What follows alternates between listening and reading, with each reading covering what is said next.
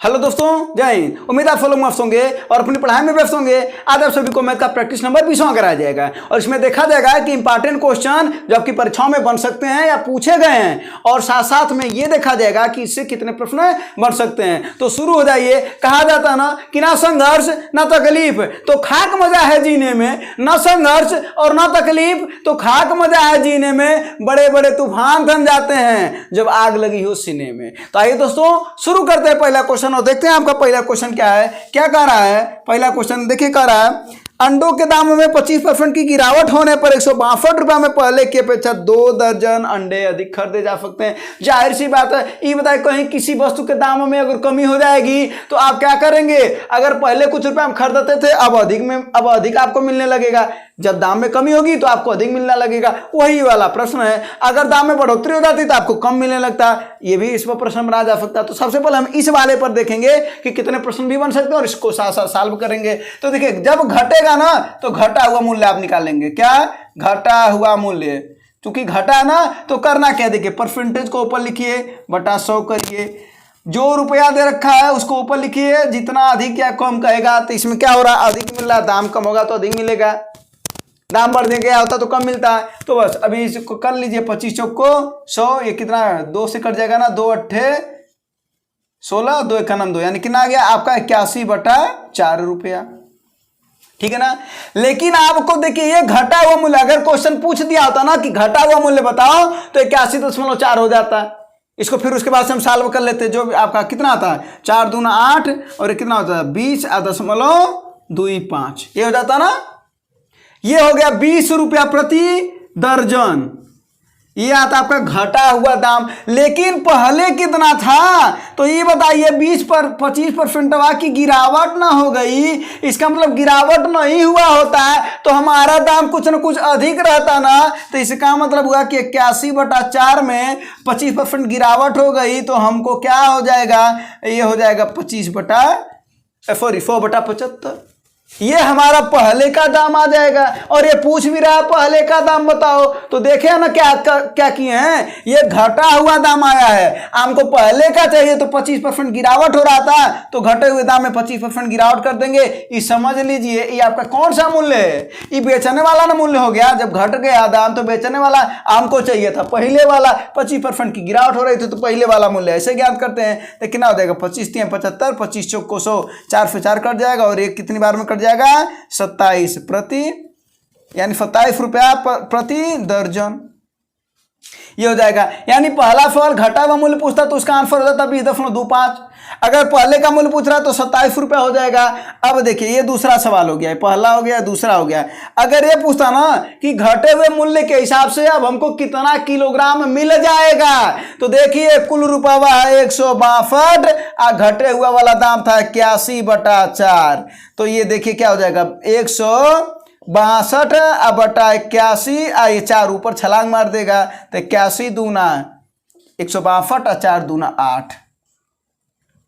8 दर्जन हमको मिलता।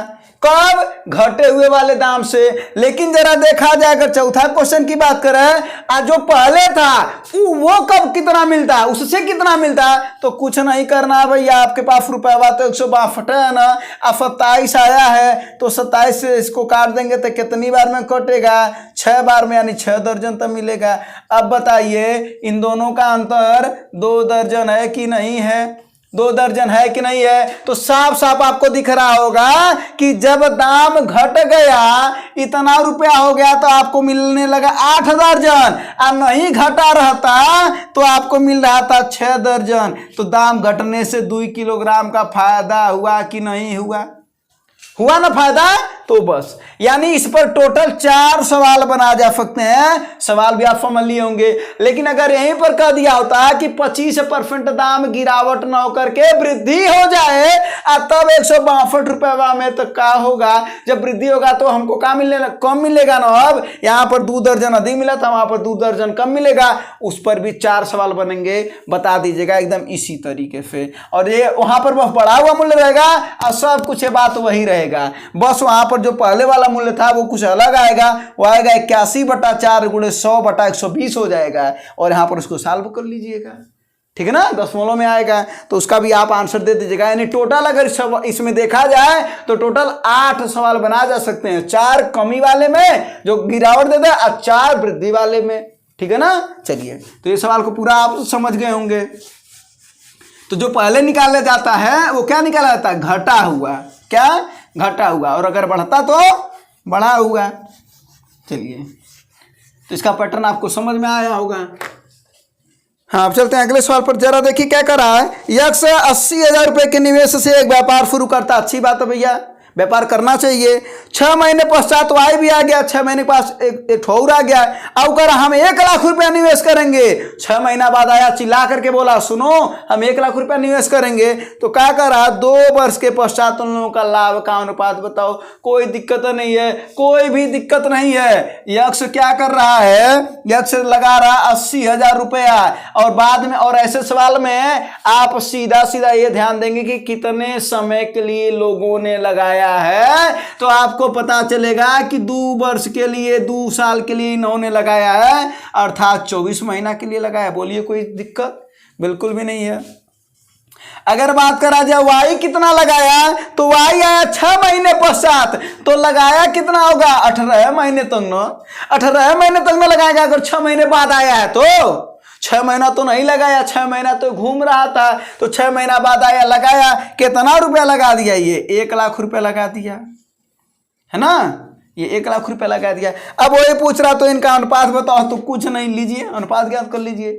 एक्स और वाई का, एक्स और वाई का पूछ रहा ना कि वाई और एक्स का। हाँ, ये ध्यान दीजिएगा, अगर प्रश्न में कहीं गलती से धीरे से पूछ देगा वाई और एक्स का अनुपात बताओ, तो चेंज हो जाएगा आपका, ठीक है ना। तो बस कुछ नहीं करना, 4 जीरो से 4 जीरो हटा दीजिए, है ना।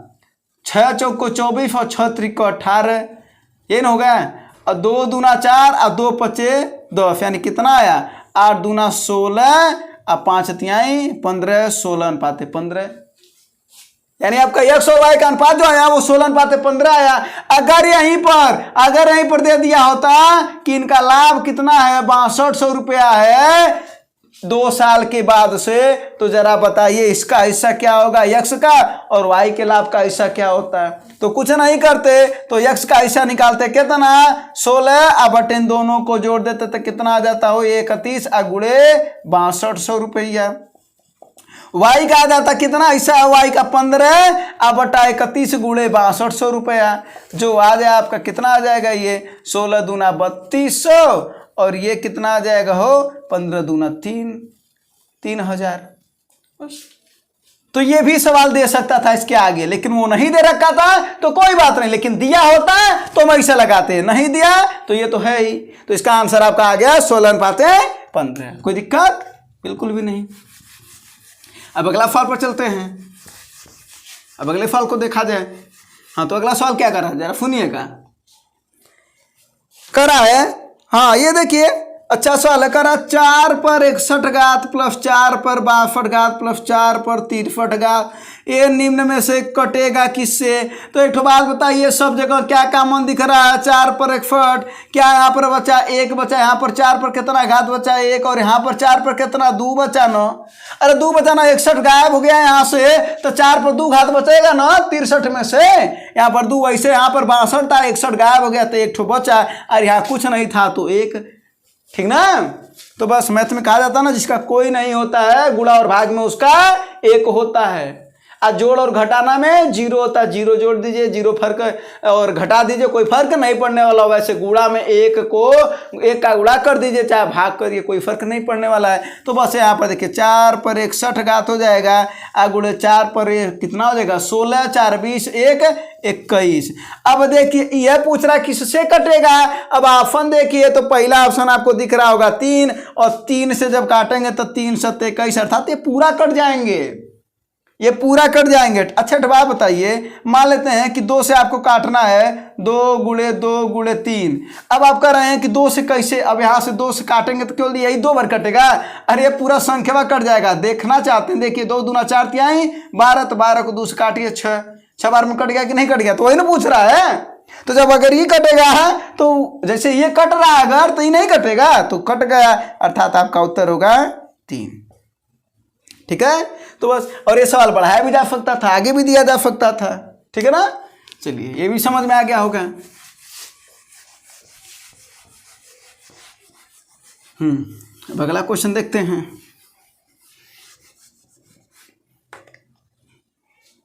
अगला क्वेश्चन देखिए करा 36 परिणामों का औसत 18, यदि प्रत्येक परिणाम में से 2 घटाया जाए तो जरा देखिए, कभी भी जो अगर ऐसा क्वेश्चन का क्या करा 36 परिणामों का औसत 18 है, ये मूल औसत है, ठीक ना। प्रत्येक में 2 घटाया जाए तो नया औसत, देखिए नया औसत क्या होगा, इस पर सवाल आपको बताते रहे। 4 कभी भी कहेगा ना कि 36 संख्याओं का मूल जो औसत है वो 18 है, इसका मतलब 18 क्या है मूल है। प्रत्येक में 2 घटाया जाए तो नया औसत क्या होगा, प्रत्येक माने प्रत्येक संख्या में 36 संख्या में से कुछ नहीं करना है, 18 में से 2 आप भी घटा दीजिए, आपका आंसर आ गया 16। दूसरा सवाल बनाते हैं, अगर वही 36 संख्याओं का मूल औसत जो 18 दिया है, प्रत्येक में अगर 2 जोड़ा जाए तो नया औसत कितना आएगा भैया, आपका नया औसत कितना आएगा 18 में आप और 2 जोड़ दीजिए 20 आएगा। तीसरा सवाल 36 का जो प्रत्येक संख्या 36 संख्याओं का जो औसत है वो 18 है, 2 से गुणा किया जाए, 2 से क्या किया जाए गुणा, तो नया औसत क्या आएगा, नया औसत कुछ नहीं, आप भी यहाँ पर क्या कर देंगे गुणा कर दिया, 18 दूना 36 आ जाएगा। चौथा सवाल नोट करिए, 36 संख्याओं का औसत टोटल 18 है, कितना 18 है, 2 से क्या किया जाए भाग दिया जाए, 2 से क्या किया जाए भाग दिया जाए, तो नया औसत आपका कितना आएगा, आप भी भाग दे दीजिए, 18/2 अर्थात 9 आएगा। अरे चारों बात समझे कि नहीं, चारों बात समझे, इसका मतलब है कि अगर 2 घटाया जाएगा तो मूल औसतों में 2 घटा दीजिए आप भी, जब प्रत्येक में कहेगा तो वही कमा, यहाँ पर भी प्रत्येक में 2 जोड़ा जाएगा तो मूल औसतों में आप भी जोड़ दीजिए, प्रत्येक में 2 से गुणा किया जाएगा तो मूल औसतों में आप भी 2 से गुणा कर दीजिए, प्रत्येक में 2 से क्या किया जाए यहाँ पर भाग किया जाए तो आप मूल औसतों में आप भी 2 से भाग दे दीजिए। और एक गुणा वाला जो प्रश्न था ये इस बार SSCMTF का प्रश्न था ये, ठीक है ना। और एक क्वेश्चन पूछे जाते हैं, तो 4 सवाल आपको हो गया, इसका आंसर कितना मिला 16, कोई दिक्कत नहीं, नोट करके लिख लीजिएगा ये बात। अगर यहीं पर 2 काम कर देता तो कि मूल औसत जो 36 संख्याओं का मूल औसत 18 है, और क्या कर देता है 2 से गुणा करने के बाद से प्रत्येक संख्या में 2 जोड़ दिया जाए, तब सवाल क्या हो जाता है, कुछ नहीं होता, 18 दूना 36 और 2 जोड़ दीजिए, कितना हो जाता है, मूल औसत 18 था ना, तो मूल 18 दूना 36 हाथ 2 जोड़ दिए 29 हो जाता है।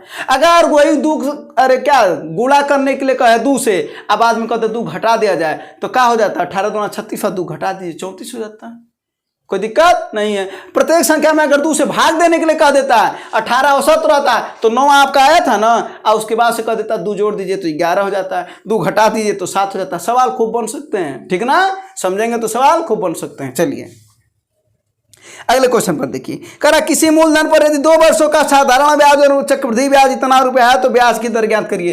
कभी भी ब्याज की दर देखिए कैसे ज्ञात करेंगे, ब्याज की दर यहाँ पर देखिए साधारण ब्याज वाले पर ध्यान दीजिए, तो साधारण ब्याज वाला 1400 रुपया है, तो 1 वर्ष का अगर निकालेंगे, 2 वर्ष का है ना, ये 2 वर्ष का है तो 1 वर्ष का कितना निकाल देंगे 700 रुपया, कितना हो जाएगा 700 रुपया। उसके बाद से आपको क्या करना है, जो CI है और जो SI है इन दोनों का ले लेना अंतर, इसका मतलब दोनों का अंतर कितना है 1449 का अंतर है आपका 49 रुपया, बस कुछ नहीं करना, 49 बटा ये 700 कर दीजिए, गुणे 100 कर दीजिए, इसी से आपका रेट निकल जाएगा ऐसे वाले फॉल में। तो देखिए क्या हो जाएगा, ये 00 इससे कट गया, 549 आपका रेट आ गया 7%। अब बाकी आपके पास बेस है ही, तो बेस क्या होता है SI बराबर P × R × T बटा 100, यानी मूलधन गुणे दर गुणे समय बटा 100 होता है। और क्या बात कर रहा हूँ, मिश्रधन, यानी मिश्रधन होता है मूलधन 1 + R/100 पर n घात। बाकी इससे आप लगा सकते हैं, ठीक है, ये बेसिक से। तो इसमें करना क्या था, आपको 2 वर्ष का साधारण ब्याज दे रखा था, हमने 1 वर्ष का ज्ञात कर लिया, उसके बाद से दोनों का अंतर और जो 1 वर्ष का साधारण ब्याज है उसी पर हम रेट निकाल लेंगे, इसी पर तो रेट निकल रहा है, तो बस क्या करना है 49 बटा 700 गुणे 100 = 7%। अब बाकी आपके पास बेस है ही। चलिए तो इसका आंसर आ गया आपको 7%। हाँ अब अगले फल देखा जाए, अगला देखिए क्या करा है, 16 पुरुष या 20 महिलाएं एक काम को 25 दिन में कर लेती है। आइए हम लोग भी काम क्यों किया जाए, क्योंकि कहा जाता है ना कि काम को खत्म करना पड़ेगा। कहा जाता है kill the work otherwise work is going to kill you. इसका मतलब हुआ कि काम को खत्म करो वरना काम तुम्हें खत्म कर देगा। तो आइए हम लोग भी काम को खत्म कर लिया जाए। क्या रहा है ऐसे सवाल में, देखिएगा कह रहा 16 पुरुष या 20 महिलाएं, 16 या 20, चाहे 16 करें या 20 करें, वो दोनों 25 दिनों हम कमा कर लेते हैं। इसका मतलब अगर 16 पुरुष कर रहे हैं तो 25 दिन में काम हो जाएगा हमारा खत्म, 20 महिलाएं कर रही हैं तब वो हमारा 25 दिन में खत्म हो जाएगा। इसका मतलब कुछ भी हम लगा सकते हैं। तो इसका मतलब हुआ कि 16 पुरुष का 25 दिन का काम बराबर कितना महिलाएं हैं, 20 महिलाएं गुणे इनका भी 25 दिन का काम। तो देखिए 25 से कट जाएगा, 4 चौको 16, 4 पचे 20, यानी 4 पुरुष बराबर 5 महिला। यानी ऐसे वाले में एक समीकरण निकालेंगे, दोनों को कर देंगे बराबर, कोई दिक्कत बिल्कुल भी नहीं है। फार्मूला लगेगा यही M1 D1 बटा W1 बराबर M2 D2 बटा W2। यही बेसिक कॉन्सेप्ट इसका चलता है। अब देखिए क्या करा, अब पूछ रहा है 28 पुरुष और 15 स्त्रियां उसे कितने दिन में कर सकती हैं। एक बात बता रहे हैं, आप बताइए पुरुष में चेंज किया जाए कि महिला में। आप कर रहे हैं पुरुष में, दोनों में चलिए चेंज कर लेते हैं। चलिए पहले यहाँ पर पुरुष वाले से खेला जाए, पुरुष, और उसके बाद से फिर महिला से चेंज करके काम निकाल लिया जाएगा। तो पुरुष वाले को, इसका मतलब हुआ कि सबको हम लोग किस में चेंज कर दें, पुरुष में। तो देखिए 28 पुरुष हैं, कोई दिक्कत नहीं, आप प्लस 15 महिलाएं हैं। तो 5 महिलाएं अगर 4 पुरुष के बराबर तो 15 महिलाएं, माने 3 का गुणा कर देंगे तो 15 में 9 हो जाएगा। तो इधर ये 9 3 का गुणा करना पड़ेगा ना, तो इसका मतलब है 4 3 12 पुरुष। समझे कि नहीं? पूछ क्या रहा है, 28 पुरुष और 15 महिलाओं का काम पूछ रहा है। 28 पुरुष और 15 महिला, तो वही हम कर रहे हैं। 28 पुरुष को पुरुष में है ही, महिला को हम पुरुष में चेंज कर लिए, कोई दिक्कत बिल्कुल नहीं। और हमको नहीं पता कितने दिन में काम करेंगे, बोले डी कर लिए। उसके बदवा से एक के बाद ध्यान देंगे, अगर ये पुरुष में आया ना तो हमको पुरुष वाला ही चाहिए। मतलब पुरुष कितने थे, 16 पुरुष 25 दिन में, बस। अब यहां पर भी एक बार देख लिया जाए, महिला में इस बार चेंज करना। इसका मतलब ये हुआ कि कितने पुरुष हैं, 28 पुरुष हैं, तो 28 पुरुष अब महिला में, तो महिला कुल कितनी है, 15 महिला। लेकिन हमको पता नहीं है कि पुरुष को चेंज करना महिला में। तो 4 पुरुष बराबर अगर 5 महिला, तो 28 पुरुष बराबर कितना, तो हो जाएगा 7 का गुणा करेंगे तो 7 चौके 28, तो 7 पचे 35 महिला ना, यानी 28 पुरुष 35 महिला के बराबर है। यहीं से ना आ रहा है ये, जैसे यहाँ वाला आया है तो यहीं से चेंज हो रहे हैं सब, है ना। तो ये हो जाएगा कितना, 35, ये महिला हो जाएंगे, सब महिला हैं। आगुड़े कितना दिन में हमको नहीं पता, ये तो ज्ञात करना है। अब यहाँ पर महिला वाला कमा लेंगे, यहाँ पर जैसे पुरुष वाला उठाए थे वहाँ पर महिला वाला काम उठाएंगे, यानी 20 आगुड़े 25।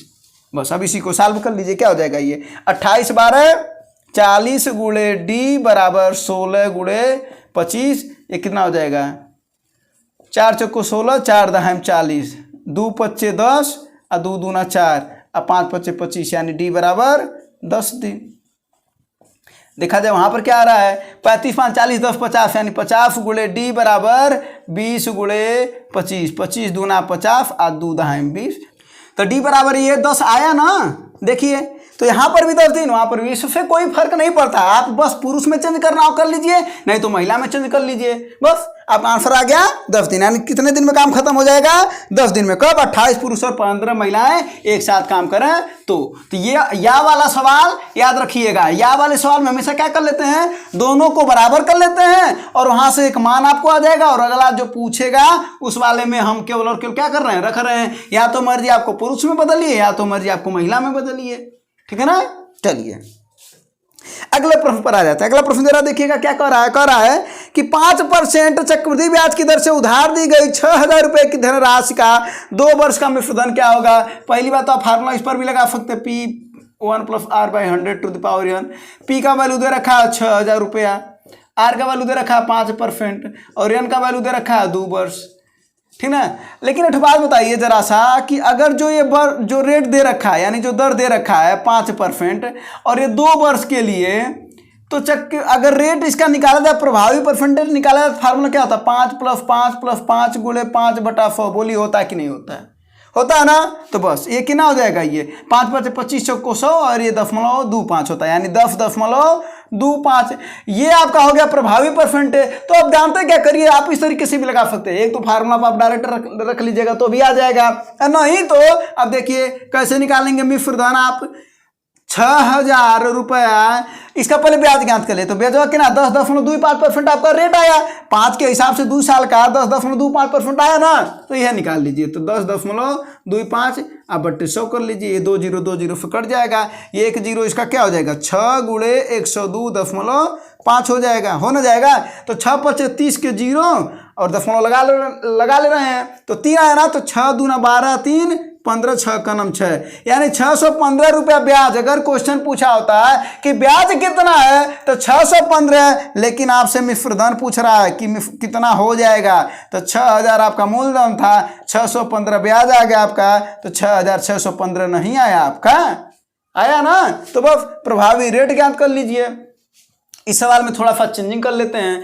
अगर ये सवाल मिश्रधन का ना होकर के अगर ऐसा कहता कि जो 6,000 रुपया है ये ना कह करके ये कहता कि यदि रेट 5% है और दूसरे वर्ष का है, या ऐसे 2 सवाल बनाते हैं। पहला सवाल सुनिएगा, रेट 5% है, पहला सुनिए कि रेट है 5%, चक्रवृद्धि ब्याज की बात हो रही है, ये सब चक्रवृद्धि ब्याज में, ठीक ना, चक्रवृद्धि ब्याज की बात हो रही है। रेट है 5% और 2 वर्ष का ब्याज दे रखा हो आपका कितना 1,025 रुपया मान लेते हैं। तो कहे मूलधन बताओ कितना होगा, तब आपका यहां पर क्या हो जाता है जरा सुनिएगा कि 5% का 2 वर्षों का जो ब्याज होता है वो कितना होता है 10.25 ना, तो 10.25 बराबर 10,125 रुपया। क्यों? क्योंकि बेजवा आपका इतना है, तो 100 बराबर कितना वहां पर आ जाता है, एक सवाल वो बन जाता है। यानी सवाल कैसे बन जाता है, मूलधन ज्ञात कैसे कर लेते हैं, यानी रेटवा या जो प्रभावी परसेंटेजवा वही बेजवा के बराबर है। अगर देखा जाए तो सच्चाई है कि नहीं है, बिल्कुल भी सच्चाई है इसमें। तो पूछ रहा तो 100 बराबर कितना, तो यही हो जाएगा 1,025 गुणे 100 अब बटा 10.25। 100 का ऊपर नीचे गुणा कर लीजिए, ऐसे से कट जाएगा, कितना आ गया हो 10,000 रुपया आपका मूलधन था। ये बात समझ में आया। यानी सवाल अगर बना दिया होता कि 5% के हिसाब से 2 वर्ष का ब्याज 1,025 रुपया है, तो मूलधन ज्ञात करो। आप देखिए कैसे ज्ञात कर लिए, प्रभावी परसेंटेज निकाल करके ज्ञात कर लिए। आप इस फार्मूले को यहां पर नहीं जरूरत थी, आप चाहिए तो उससे भी लगा लीजिए। अगर दूसरा सवाल, अगर यहीं पर दूसरा सवाल चेंज कर दे कि 5% के ब्याज से, यानी दर 5% है और दूसरे वर्ष का, ध्यान से समझिएगा, दूसरे वर्ष का कह रहा हो कि आपका जो रेट है वो कह दे, उसका ब्याज कह दे 525 रुपया है, कितना है 525 है, या 1,050 कुछ भी बोल दे, ठीक है ना। तो ध्यान से सुनिएगा, बात क्या बोल दिए हैं कि रेट 5% और दूसरे वर्ष का बेचवा, पहले वर्ष का नहीं दूसरे वर्ष का। तो पहले वर्ष का आपको भी पता है कि चक्रवृद्धि ब्याज और साधारण ब्याज सेम होता है, लेकिन दूसरे वर्ष का इसका कितना हो जाता है जरा देखिए। पहला 5% कुल लेकर के 10.25, तो कितना निकल गया दूसरे वर्ष का 5.25% निकल गया दूसरे वर्ष का ब्याज, और ये बराबर है 525 के, तो 100 बराबर कितना, तो वो निकाल लेंगे आप, ठीक है ना। तो 100 गुणे 525 बटा 5.25, समझे कि नहीं। दूसरा सवाल, तो पहला सवाल था 2 वर्षों का साधारण ब्याज दिया था, और ये दूसरे वर्ष का, तो 2 वर्ष का साधारण, सॉरी चक्रवृद्धि ब्याज क्या बोल रहे हैं, 2 वर्ष का चक्रवृद्धि ब्याज 1,025 और इसमें कह रहा दूसरे वर्ष का चक्रवृद्धि ब्याज 525 है। तो दोनों सवाल में अंतर है, और तीसरा का सवाल यहाँ पर है ही, ठीक है ना। ये भी सवाल पूछा जाता है। चलिए 3 सवाल आप सीख गए यहाँ पर।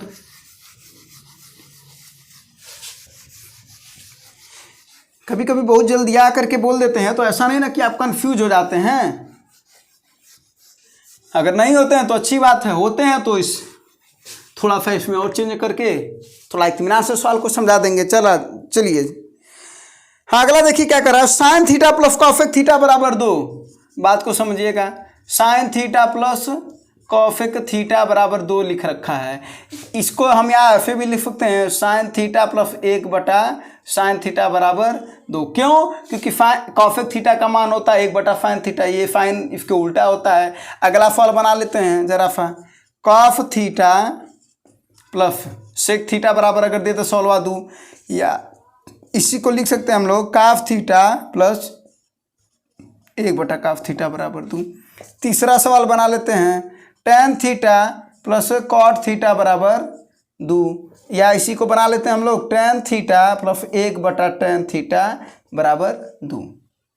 टोटल कितने सवाल बन सकते हैं इसमें? 3 सवाल बन सकते हैं। अगर कभी भी अगर ऐसा आता है तो एक चीज़ बता दे रहे हैं, यहाँ से आपका जो साइन थीटा की वैल्यू आ जाएगी वो आ जाएगी 1, यहाँ से जो कॉफ थीटा की वैल्यू आ जाएगी वो आ जाएगी आपकी 1, यहाँ से जो टेन थीटा की वैल्यू आ जाएगी वो आ जाएगी 1। और इतना नहीं, अगर कॉफेक थीटा होता तो कॉफेक थीटा प्लस 1/कॉफेक थीटा भी हो सकता है, क्योंकि ये तो इसका उल्टा होता है, ठीक ना। तो अगर यहाँ पर ये भी लिख सकते हैं या कॉफेक थीटा बराबर भी 1 होगा, या सेक थीटा बराबर भी 1 होगा, या कॉट थीटा बराबर भी 1 होगा। ये सब प्रश्न है। अब जो आपका पूछ रहा है उसका आंसर दे दीजिए। क्या कर रहा है? तो साइन पर 9 थीटा प्लस कॉसेक थीटा पर 9 थीटा, साइन पर 9 थीटा प्लस कॉसेक थीटा पर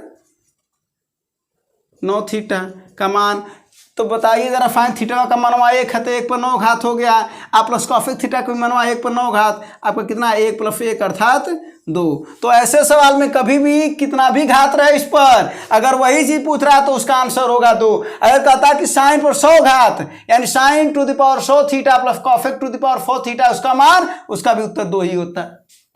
अगर यहीं पर माइनस लगा देता तब इसका उत्तर 0 हो जाता है, ठीक ना। वैसे इसमें सवाल बन सकता है, अगर कह देता कॉसेक पर 12 थीटा प्लस सेक पर 12 थीटा की वैल्यू बताओ, कुछ नहीं, उसका भी 2 होगा। टेन पर 99 थीटा प्लस कॉट पर 99 थीटा, उसका भी वैल्यू 2। तो आपको इसको समझना, प्रश्न को समझेंगे और यहाँ से वैल्यू आके आ रही है, क्यों आ रहा है, तो उसके बाद फिर आप तुरंत सवाल कुछ भी रहेगा आप क्या कर लेंगे, लगा लेंगे, उसमें आपको कोई दिक्कत नहीं होने वाली है, ठीक है ना। चलिए, तो ये हो गया। आप तो प्रश्न जरूर लिखा करिए, अगर प्रश्न समझेंगे ना इस बात को, ठीक है ना, तो आपको लगाने में कोई दिक्कत नहीं होगा। तो एक सवाल से आप देखिए कई सवाल सीख गए, है ना, कम से कम 3, 4, 5 सवाल सीख गए यहाँ पर। हाँ, अगला सवाल देखते हैं। अगला देखिए क्या करा है। अरे बहुत मज़ेदार क्वेश्चन है, क्वेश्चन आता भी है, बहुत बार पूछा गया है। 12 प्लस करणी में 12 प्लस करणी में 12 प्लस डॉट डॉट डॉट। अगर ऐसा सवाल कभी भी दे तो इसका हम 2 गुणनखंड करेंगे तो 3 × 4, अब 2 × 6 भी तो हो सकता है ना। लेकिन एक बात का ध्यान देंगे कि अंतर उनका हमेशा 1 आना चाहिए। तो 2 और 6 करते तो 2 × 6 = 12 तो होता है, लेकिन अंतरवा इनका कितना आ जाता है, 4 आ जाता ना। तो हमें ऐसा करना है उनका गुणनखंड कि उनका अंतर आए 1 और दोनों गुणनखंड का करने पर 12 आ जाए। तो अगर प्लस है यहाँ पर तो इसका उत्तर 4, अगर यहाँ पर माइनस रहता तब उत्तर 3, यानी कम वाला रहता यानी माइनस रहता तो उत्तर 3, और अधिक वाला माने प्लस, उत्तर 4। सवाल बना लीजिए। तब सवाल देखिए, क्या सवाल बहुत से बनेंगे। जैसे 3 चौक को 12 पर बना तो 4 × 5 = 20 पर नहीं बनेगा। तो 20 प्लस करने में 20 प्लस करने में 20 प्लस डॉट डॉट डॉट, इसका उत्तर क्या हो जाएगा, 4, 5 प्लस है तो उत्तर 5। सवाल भी बना रहे हैं, समझ भी रहे हैं। अगर करणी में कह दे 72 माइनस कर दे, यहाँ पर करणी में 72 माइनस डॉट डॉट डॉट, अगर ये कह दे तो ये बताइए 72 ना किसका है, 8 और 9 का। माइनस रहता प्लस रहे, दोनों में वही कमा देखना है, यानी 8, 9, 72, अंतर कितना इन दोनों का, 1 है, माइनस है तो उत्तर छोटा वाला होगा, यानी 8 इसका उत्तर हो जाएगा। सवाल समझ गए होंगे, है ना। चलिए, तो इसका आंसर आपको मिल गया क्या, 4। अब अगले सवाल पर चला जाए।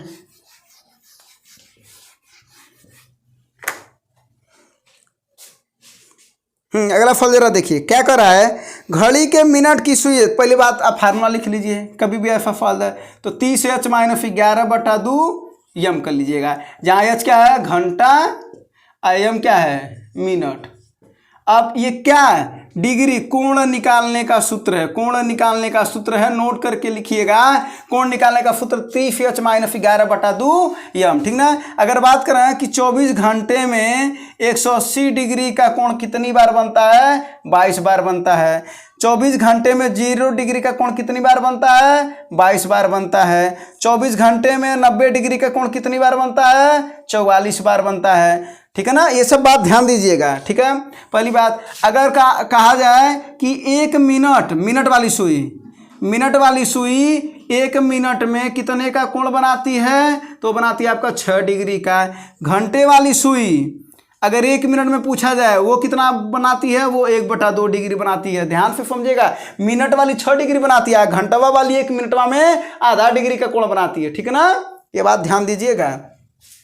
चलिए, और अगर कहा जाए कि पूरा अगर घड़ी अगर एक घूम गया, इसका मतलब है देखिए 12 घंटे में क्या होती है, एक जो घंटे वाली सुई होती है वो पूरा घूम जाती है। ठीक ना, तो वहां पर 360 डिग्री का कोण बनता है टोटल, ये ध्यान दीजिएगा 360। चलिए, अब आपका सवाल लगा लेते हैं। सवाल क्या है, 30h - 11/2 यम। कुछ नहीं करना है भैया, आपको कुछ नहीं करना है। 7:20 पर पूछ रहा था, तो इसका मतलब है कि ये हो गया h का मान और ये हो गया आपका यम का मान। तो बस यहाँ पर सॉल्व कर लीजिए जरा सा, हो जाएगा 30 गुणे h का मान कितना है, वो 7 है ना, तो 7 - 11/2 गुणे 20। बस सॉल्व कर लीजिए इसको, 7 210 हो जाएगा, -2 दहाई 20 और 110, अर्थात कितना आ गया आपका 100 डिग्री। 100 डिग्री आ गया। अच्छा, इस पर एक और सवाल बता देना है आपको, एक और सवाल नोट करके लिखिएगा। कभी कभी कहता है ना कि अगर 11:40 अगर घड़ी में बज रहे हैं, शीशे में देखने पर कितना बजेंगे, सवाल पूछता है ना, सही बताइएगा।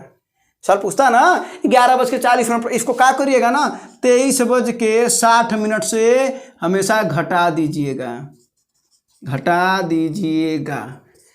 अगर हम कह रहे हैं कि 11:40 पर अगर घड़ी है, अगर 11:40 हो रहे हैं और शीशे में देखा जाए तो कितना बजेगा, तो इसमें से 11:40 घटा दीजिए, कितना हो जाएगा 20, और ये कितना हो जाएगा 3 में से 1 जा 2 और ये 1, यानी 12:20।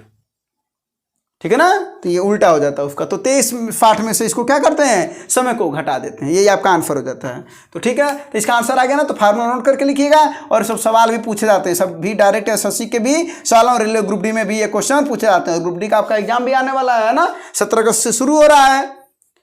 तो 17 अगस्त से शुरू हो रहा है, तो आप भी तैयारी पर लगे होंगे, मेहनत करते रहिए, हो जाएगा। ठीक है, अगर मेहनत करेंगे तो हो जाएगा। मेहनत आप करेंगे तो दूसरे का नहीं ना होगा, लेकिन जब आप मेहनत नहीं करेंगे तो दूसरे का हो जाएगा, ये जान लीजिएगा। अगर आप बैठ करके अगर सोच रहे हैं केवल, तो अगला बैठ करके सोच नहीं रहा है। अगला माने कौन, आपका कंपटीटर। ठीक ना, कोई भी परीक्षा बहुत आसान होती है। कब, मान लीजिए 1000 सीट है, 800 लोग फॉर्म भरे, तो परीक्षा क्या हो गई, बहुत आसान हो गई, आप भी निकाल लेंगे, कोई भी निकाल लेगा। लेकिन परीक्षा कब कठिन होती है, जब आप ही जैसे ना खतरनाक लोग उसमें जाते हैं पढ़ने वाले, तब जाकर के कंपटीशन का लेवल ही हाई कर देते हैं, तो क्या होता है, परीक्षा कठिन हो जाती है। तो कठिन बनाने वाले कौन हैं, हम और आप हैं, कंपटीटर कठिन बनाते हैं। ठीक है ना, चलिए अगला देखिए, एक वस्तु 20% के लाभ पर 300 रुपये में बेची गई, यदि वो 235 रुपये में बेची जाती तो उसका हानि कितना होता है, ये पूछ रहा है। इसको दो तरीके से लगा सकते हैं। पहला करा 20% के लाभ पर 300 रुपये में बेची गई है, तो हम क्रय ज्ञात कर ले रहे हैं पहले। तो क्रय क्या हो जाएगा, 300 का क्या 20% लाभ हो रहा ना, यानी 100/120, ये 0 से 0 कट जाएगा, ये हो जाएगा 3 चौक को 12, 3 चौक को 12, 3 दहाई इतना, 2 दूनी 4, 2 पचे 10 और 2, यानी कितना आ जाएगा 250 रुपया, ये आपका था क्रय मूल्य। अब देखिए क्या हो रहा है, ये पहला घटना हो चुका, दूसरा घटना क्या है, अब उसको क्या कर रहा है कि 235 रुपये में बेचा जाए। ये देखिए क्रय है आपका 250, अब विक्रय है आपका 235। आप बताइए क्या हुआ, 15 की हानि हुई कि नहीं हुई।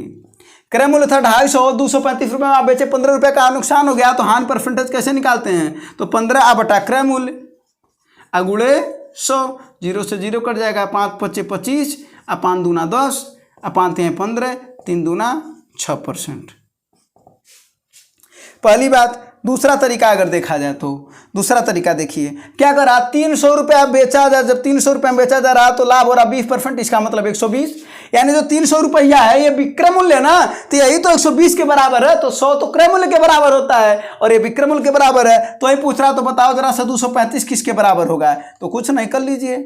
तो पूछ रहा 300 अगर 120 के बराबर तो 235 देख लेते हैं, तो 235 गुणे 120 बटा 300, इससे कट जाएगा 3 चौक को 12 और 3 दहाई 30, इतना ना। तो जरा देखिए कितना हो जाएगा, ये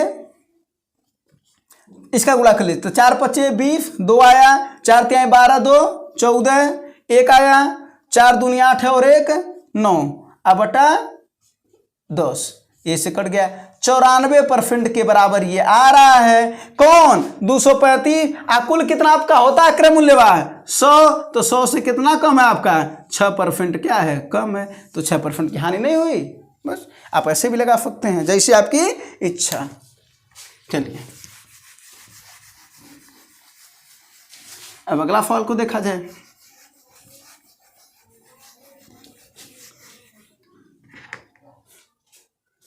अगला देखिए, करा रवि ने कोई धन पहले 3 वर्षों के लिए, देखिए खूब बड़ा सा सवाल दिख रहा है ना, लेकिन है नहीं, ठीक है। साधारण ब्याज का वो सवाल है, कर रहा है रवि ने कोई धन पहले 3 वर्ष के लिए 4%, तो देखिए पहले 3 के लिए 4 यानी 3 गुणे 4%, यानी हो गया आपका 12%, पहला काम।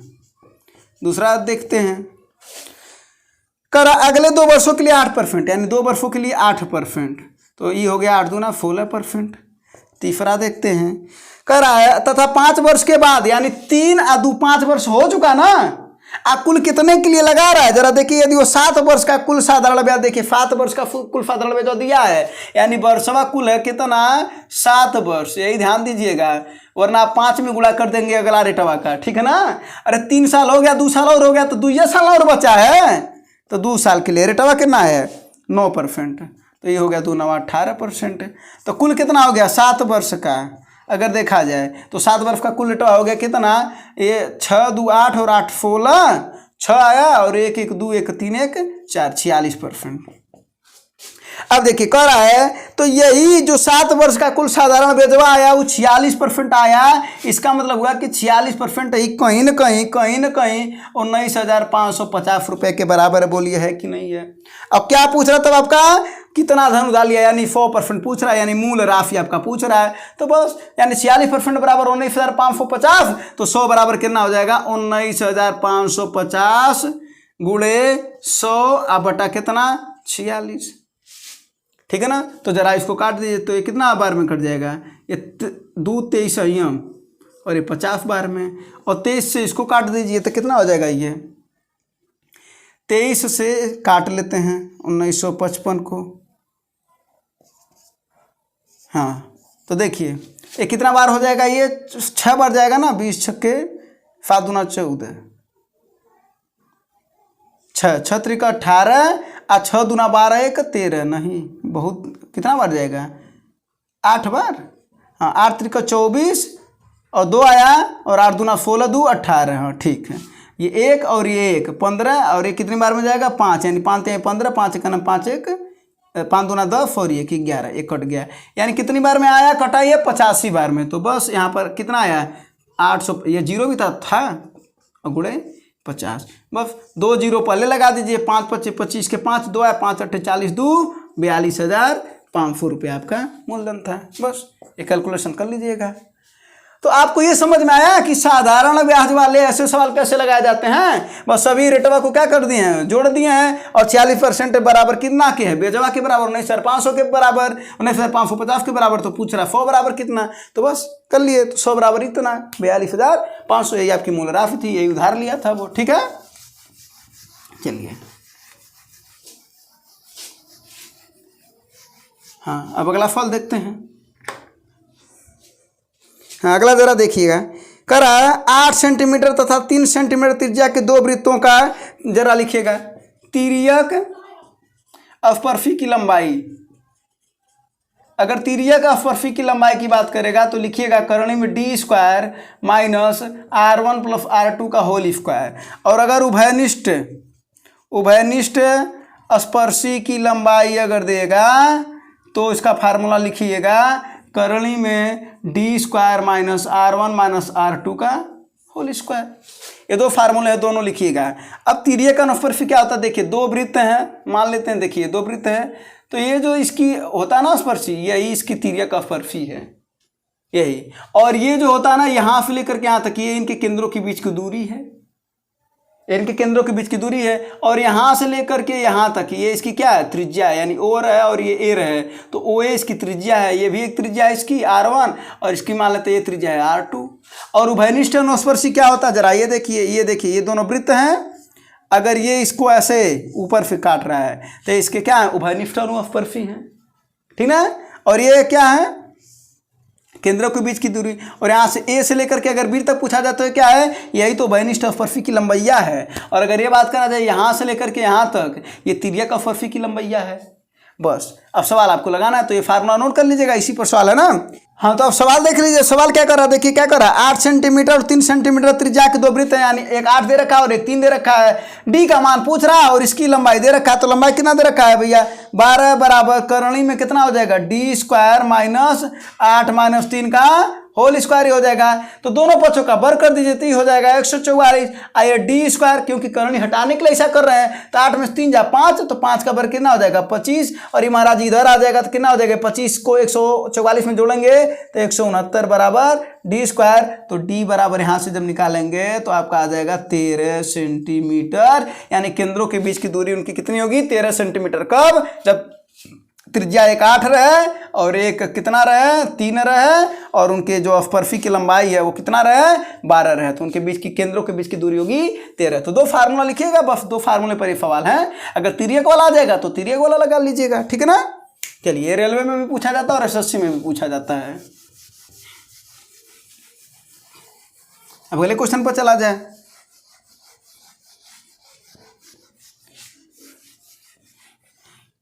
हाँ, अगला क्वेश्चन देखिए क्या कहता है। हाँ, देखिए क्या कर रहा है, 20% तथा 25% के दो क्रमिक छूट देने के पश्चात एक साइकिल को 4200 रुपये में बेचा जाता है। अंकित मूल्य बताओ, अंकित मूल्य बताना, 4200 रुपया है, छूट दिया जाएगा, दिमाग लगाइए, अंकित मूल्य जाहिर सी बात है ज़्यादा ही होगा, छूट दिया है ना, तो क्या हो जाएगा, पहला 20% है यानी 100/80, दूसर का कितना छूट है 75 यानी 100/75, 25 × 75, 2500 को 100, 20 को 80, 20 2500, 4 से 4 कट गया, बोलिए कटा कि नहीं, 3 से कितनी बार में कट जाएगा, 14 बार में, तो कितना हो जाएगा, 14 25 70, 7000 रुपया था उसका अंकित मूल्य। कोई दिक्कत बिल्कुल भी नहीं है, तो बस ये आपको ज्ञात कर लेने हैं। तो इसका आंसर आया 7000। ये 2017 में पूछा गया था। चलिए अगले प्रश्न को देखते हैं, जरा देखिए, नाव धारा का प्रश्न कर रहा है। एक नाव अनुकूल में 32 किलोमीटर 4 घंटे में और प्रतिकूल में 24 किलोमीटर 6 घंटे में। चलिए देखिए, अगर नाव की चाल मान लेते हैं, नाव की चाल आपको दिया है 1 किलोमीटर प्रति घंटा और धारा की चाल दे रखा है 20 किलोमीटर प्रति घंटा। तो एक बात बता रहे हैं, देखिए, अगर बात करें हम अनुकूल का या समान दिशा में या जो भी, तो इन दोनों को क्या करते हैं, जोड़ लेते हैं, यानी A + B ये आ जाएगा।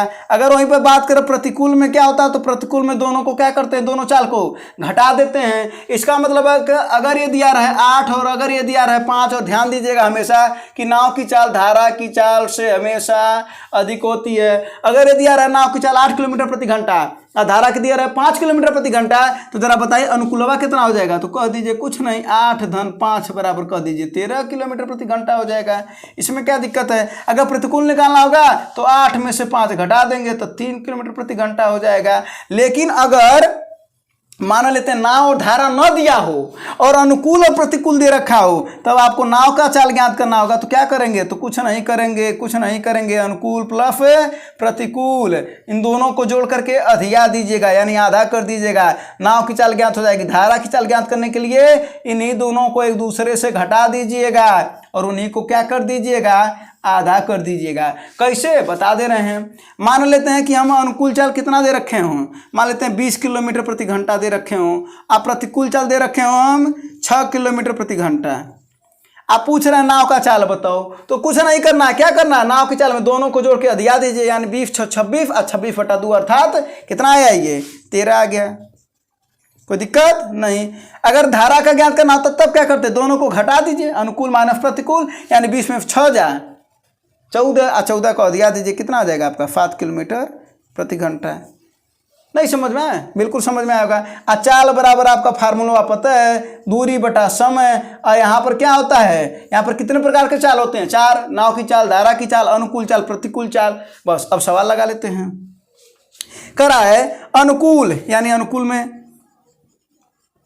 अनुकूल करा 32 किलोमीटर की दूरी 4 घंटे में तय करती है। तो चाल बराबर होता है दूरी बटा समय। तो अनुकूल चाल बराबर दूरी बटा समय, यो वही चाल है ना।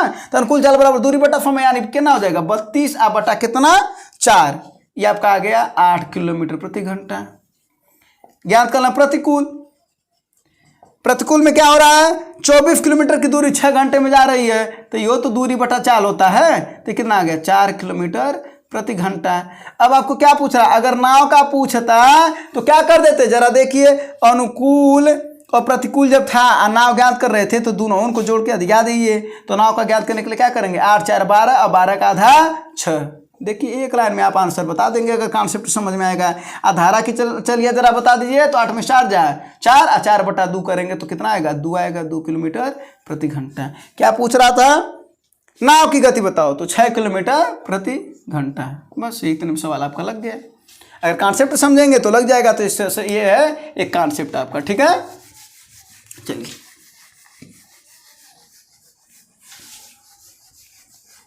अब अगले सवाल को देखते हैं, है ना।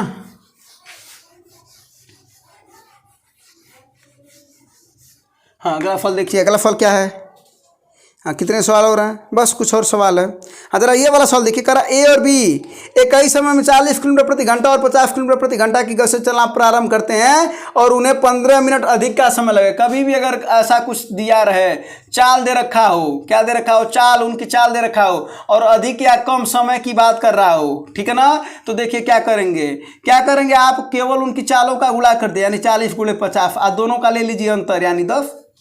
समझे कि नहीं, दोनों चालों का गुणा कर दीजिए, उनका अंतर ले लीजिए। अब गुणे जितना देर कर रहा है, यानी मिनट में है ना, तो 15 बटे 60 कर देंगे तो घंटे में आ जाएगा।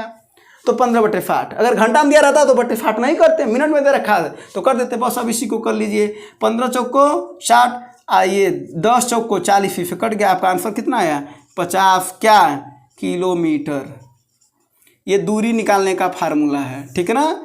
पहला तरीका, दूसरा तरीका, ये पहला तरीका हो गया, आपका आंसर आ गया 50 किलोमीटर। दूसरा तरीका जरा देखिए, कितना 15 मिनट का आपका लेट हो रहा है ना, 15 मिनट देर हो रहा है। इसका मतलब मान लेते हैं, माना कि जो दूरी है वो कितनी है, x है। तो ये बताइए दूरी बटा चाल क्या होता है, समय होता है।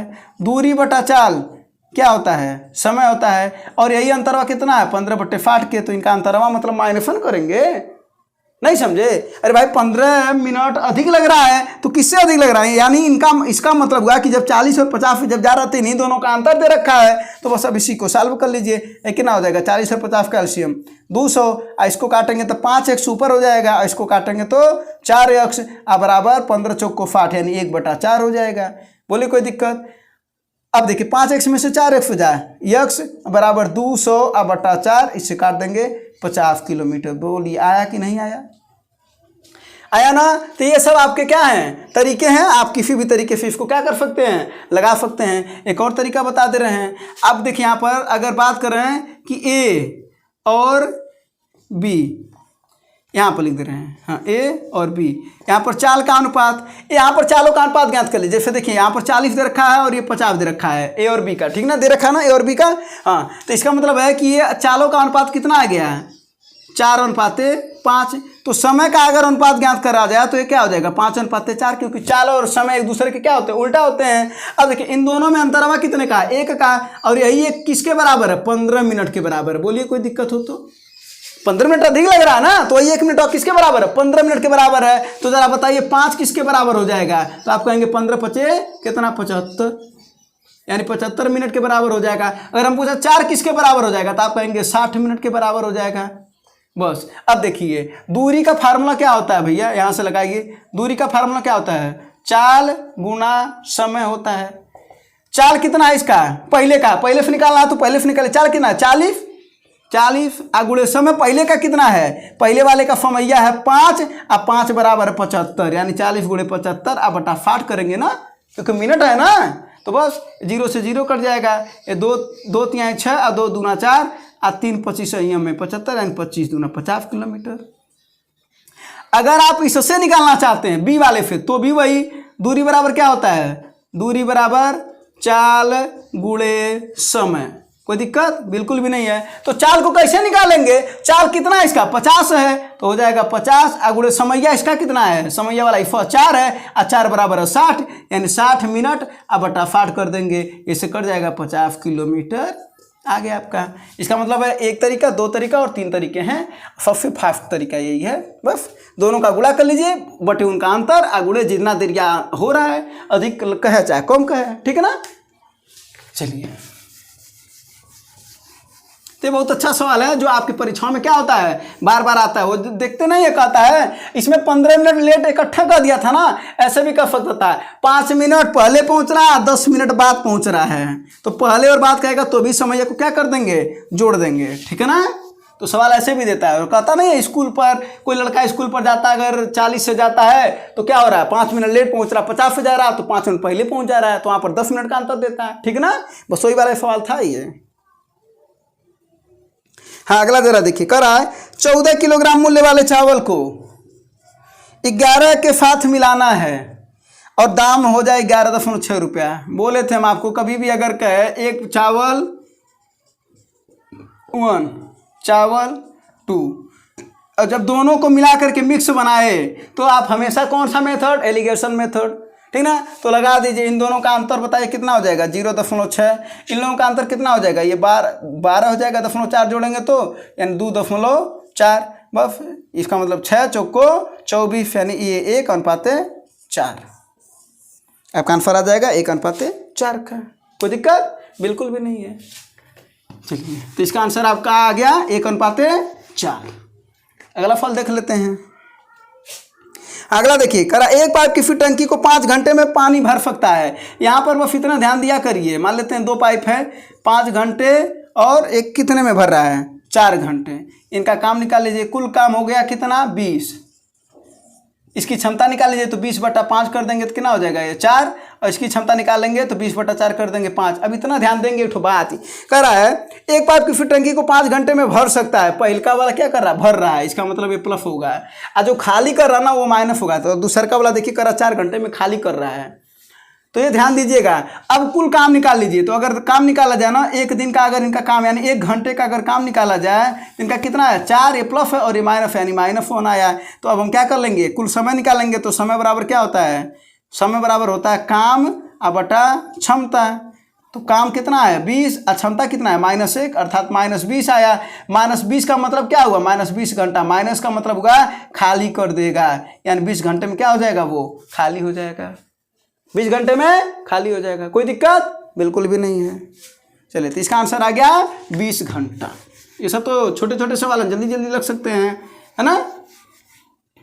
चलिए भाई, अब अगला फल देखा जाए। हाँ, अगला फल देखिए, बस यही आपका लास्ट सवाल है, ठीक है ना। तो इस सवाल में ज़रा नोट करिएगा क्या लिख रखा है। हाँ, 1 क्यूब प्लस, इसका आप आंसर बताइए, हम आपको कुछ फार्मूले बता देते हैं। अगर कहा जाए प्रथम प्राकृतिक संख्याओं का योग, प्रथम प्राकृतिक संख्याओं का अगर योग की बात करेगा तो देखिए, योग का फार्मूला होता है n × n + 1/2। औसत का फार्मूला होता है n × 4, ये n नहीं होता है, n + 1/2 होता है। अगर बात कर रहे हैं प्रथम प्राकृतिक संख्याओं के वर्गों का योग, किसका, वर्गों का अगर योग की बात करें तो n × n + 1 2n + 1/6, और औसत की बात करें तो n + 1 2n + 1/6। अगर हम बात कर रहे हैं प्रथम किसका, ये तीसरा फार्मूला है, ठीक ना। प्रथम प्राकृतिक संख्याओं के घनों का क्या योग, तो फार्मूला लिखिएगा n × n + 1/2 का होल स्क्वायर, और औसत वाला फार्मूला लिखिएगा n × n + 1 का होल स्क्वायर बटा 4 लिखिएगा। अगला लिखिए सम संख्याओं का योग, सम संख्याओं का योग, तो सम संख्याओं का योग का फार्मूला लिखिएगा। फार्मूला क्या होता है n × n + 1, और अगर बात करें औसत का तो n + 1 होता है औसत। अगर वहीं पर विषम संख्याओं का योग की बात करें, विषम संख्याओं का योग की बात करें तो n² और औसत होता है केवल n।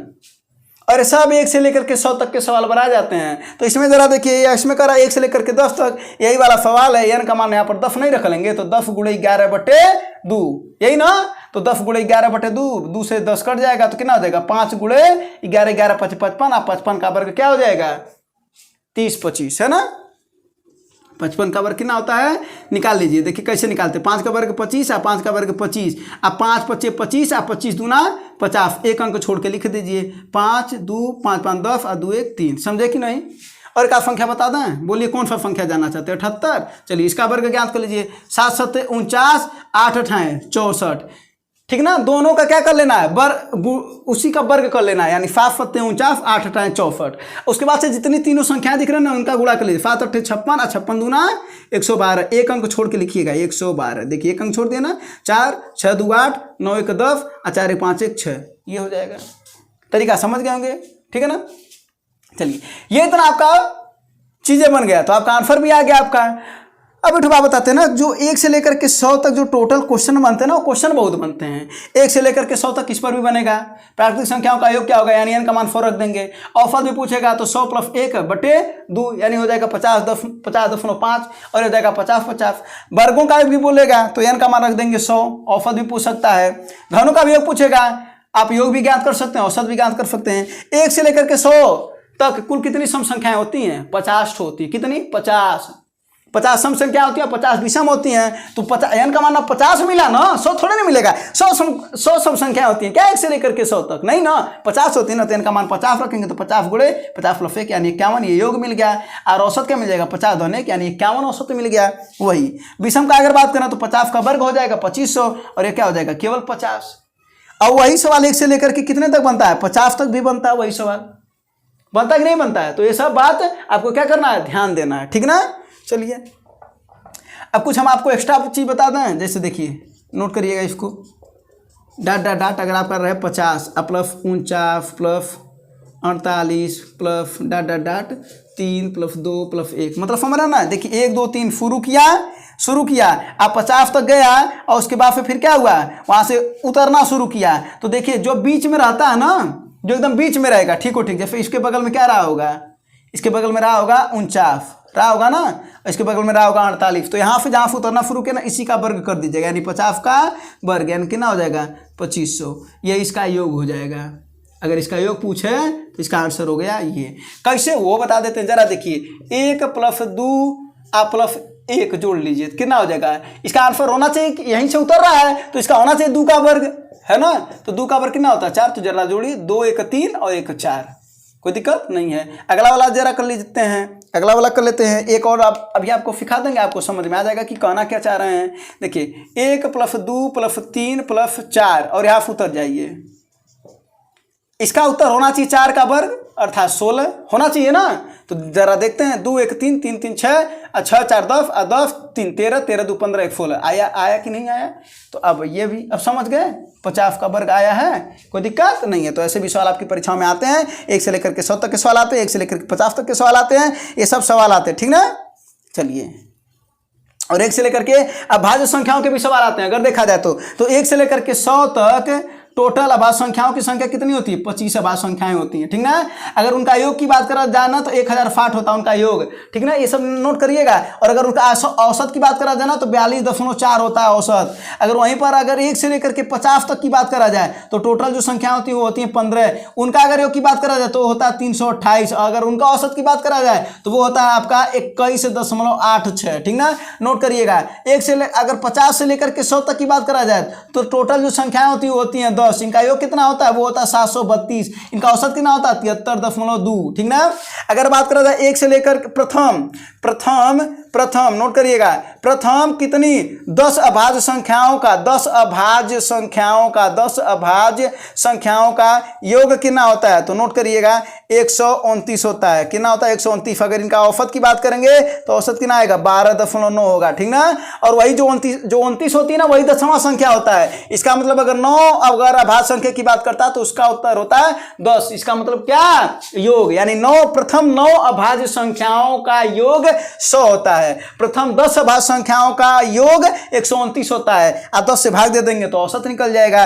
1 से लेकर के 100 तक कुल कितनी भाज्य संख्याएं होती हैं? 25 होती हैं। 1060 इनका योग होता है, 42.4 इनका औसत होता है। 1 से लेकर 50 तक 15 अभाज्य संख्याएं होती हैं, 328 योग होता है, 21.86 औसत होता है।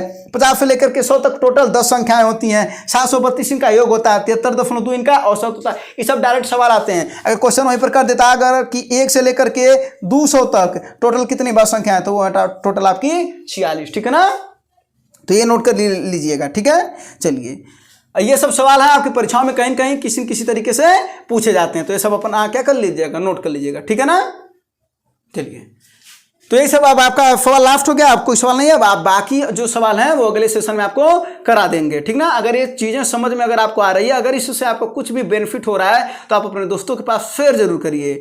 धन्यवाद, जय हिंद।